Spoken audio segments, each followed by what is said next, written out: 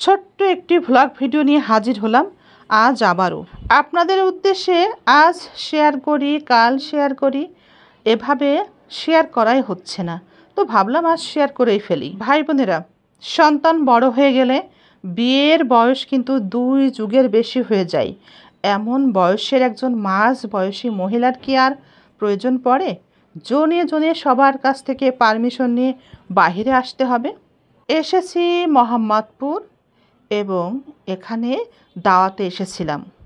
তো ঘর ভর্তি মেহমান, এত গরম ভাই বোনেরা, এত গরম, গরমে রুমে টিকাই যাচ্ছে না।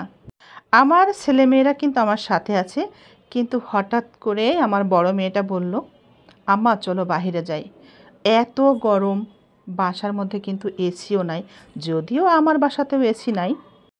অল্প পরিসরে মানুষের সংখ্যা বেশি থাকলে, মানুষের ভিড় বেশি থাকলে সেখানে কিন্তু গরমের ভাগটা বেশিই থাকে। তো একটা ফ্ল্যাটের মধ্যে অনেক মানুষ, গাদাগাদি একটা অবস্থা। তো সহ্য করতে না পেরে, গরম সহ্য করতে না পেরে চলে আসলাম বাহিরে। মেয়ে তো নাছোড়বান্দা, বাহিরে চলো বাহিরে চলো, তারও ভীষণ গরম লাগছে। তো তারপর আমি চলে আসলাম আমার মেয়েদেরকে নিয়ে বাহিরে। তো হাঁটতে হাঁটতে যাচ্ছি ভাই বোনেরা, আর আপনাদের সাথে কথা বলতে বলতে সামনের দিকে এগিয়ে যাচ্ছি কোনো কফি হাউস পাওয়া যায় কিনা। যদিও এই মোহাম্মদপুর এলাকার কোনো কিছুই আমাদের চেনা নাই, অচেনা জায়গা, সম্পূর্ণভাবে অচেনা একটি রাস্তা। হাঁটতে হাঁটতে যাচ্ছি, দেখা যাক আশেপাশে দেখতে পাই কিনা কোনো কফি হাউস।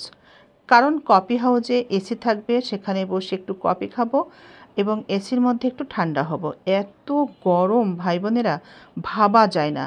আর ওই যে বললাম, স্বল্প পরিসর জায়গাতে মানুষের ভিড় বেশি থাকলে গরম কিন্তু অনেক অনেক বেশি লাগে। এভাবে খুব সাদামাটা অবস্থায় আমাকে কেমন লাগছে বলেন তো? যদিও আমার অতীতের অনেক ভিডিও কিন্তু এভাবেই আমি শেয়ার করেছি, একেবারে সাদামাটা অবস্থা, কোনো সাজগোজ নাই, এমনকি চোখে একটু কাজলও নাই। চোখে একটু কাজলও নাই, দেখতে পাচ্ছেন নিশ্চয়ই। যদিও এখন কিন্তু আমি কাজলটা খুব বেশি ব্যবহার করি। একটা সময় ভীষণ কাজল পরতাম, তারপর এখন আবারও পড়া শুরু করেছি। কাজলটা আমার ভীষণ পছন্দ। আরও কিছু বিষয় আছে যেগুলো আমি পড়তে ভালোবাসি, তবে মাঝে মাঝে ভিডিওতে একটু একটু করে শেয়ার করব আপনাদের।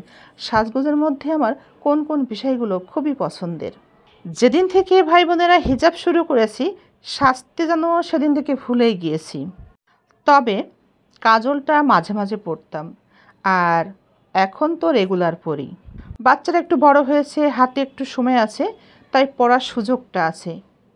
তবে আজ আমাকে যেভাবে দেখতে পাচ্ছেন, একদম সাদামাটা ড্রেসটা পরাই ছিল। আমরা সবাই যে ড্রেসে ছিলাম সেটাতেই চলে এসেছি, কারণ ড্রেস তো নিয়ে যাওয়া হয়নি, কারণ আমরা রাতেই ব্যাক করব বাসার উদ্দেশ্যে, ফিরে আসব মোহাম্মদপুর থেকে।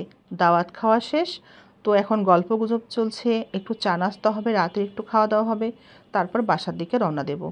তো এই সময় আমি চলে আসলাম এখানে কফি শপ। কফি শপ খুঁজছিলাম, ঠিক এটার নাম হচ্ছে আমল কফি শপ। আমি তো অবাক হয়েছি, আমি খুঁজছি কফি শপ, আর এটার নামও কিন্তু মোহাম্মদপুর এলাকাতেই আমল কফি শপ। তো এই কফি শপে যারা আছেন সবাই আমার মতো, তাদেরও উদ্দেশ্য প্রচণ্ড গরমে সামান্য একটু কফি খাবে আর এখানে একটু সময় কাটাবে, ঠান্ডা হবে এসির মধ্যে, এই আর কি। খুব অল্প সংখ্যক মানুষের উপস্থিতি এখানে, সবার আমার মতোই উদ্দেশ্য। রাত কিন্তু খুব বেশি হয়নি, 8:30 9টার দিকে আমরা এখানে এসেছি, কিন্তু এখানকার কফি শপগুলো খুব তাড়াতাড়ি বন্ধ হয়ে যায়। এই কফি শপে পাবেন দেশি বিদেশি বিভিন্ন স্বাদের কফি। কফি শপের অনুরোধে কিন্তু আমি এই রিভিউ দিচ্ছি না, আমার ইচ্ছা থেকেই এই কফি শপে রিভিউ দিয়েই আমি একটা ব্লগ ভিডিও তৈরি করলাম আপনাদের উদ্দেশ্যে। আর তাই তো এই কফি শপটি মোহাম্মদপুরের কোথায় অবস্থিত সেটা উজ্জ্বই রেখে গেলাম। এই কফি শপে আপনারা কিভাবে আসবেন, কোন জায়গা থেকে কিভাবে আসবেন সেটা না জানিয়েই তাই ব্লগ ভিডিওটি শেষ করব। আমার পেছনে দেখতে পাচ্ছেন তাকে সারি সারি কত স্বাদের কফি রাখা আছে। অন্যান্য জায়গাতে কফির যে দাম, এখানে তুলনামূলকভাবে একটু বেশি, কারণ এখানকার যে পাত্রতে আপনাকে কফি দেওয়া হবে সেটার সাইজটাও বড়, স্বাদে ভিন্ন, এবং স্বাদটা যেন অসাধারণ হয়, ঠিক সেভাবেই এরা এখানে কফিটা তৈরি করে। সব থেকে ভালো লেগেছে পরিবেশনটা, অসাধারণ, যেটা আপনাদের সাথে শেয়ার করতে আমি ভুলে যাইনি, বরং সেটার শট নিতে ভুলে গিয়েছিলাম।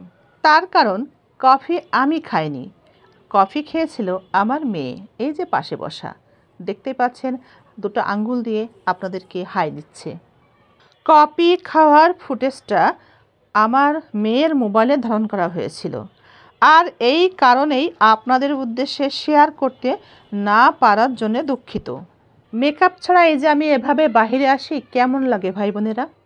আপনার স্ত্রী যদি আপনার কাছে মেকআপ চায়, তবে স্ত্রীকে বলবেন, এভাবে বলবেন, ভালোবেসে বলবেন, তুমি তো মেকআপ ছাড়াই অনেক সুন্দর, তুমি তো এখন আমার চোখে অনেক সুন্দরী। এভাবে বললে দেখবেন আপনার টাকাও বেঁচে যাবে, আবার আপনার স্ত্রীও খুশি হয়ে যাবে।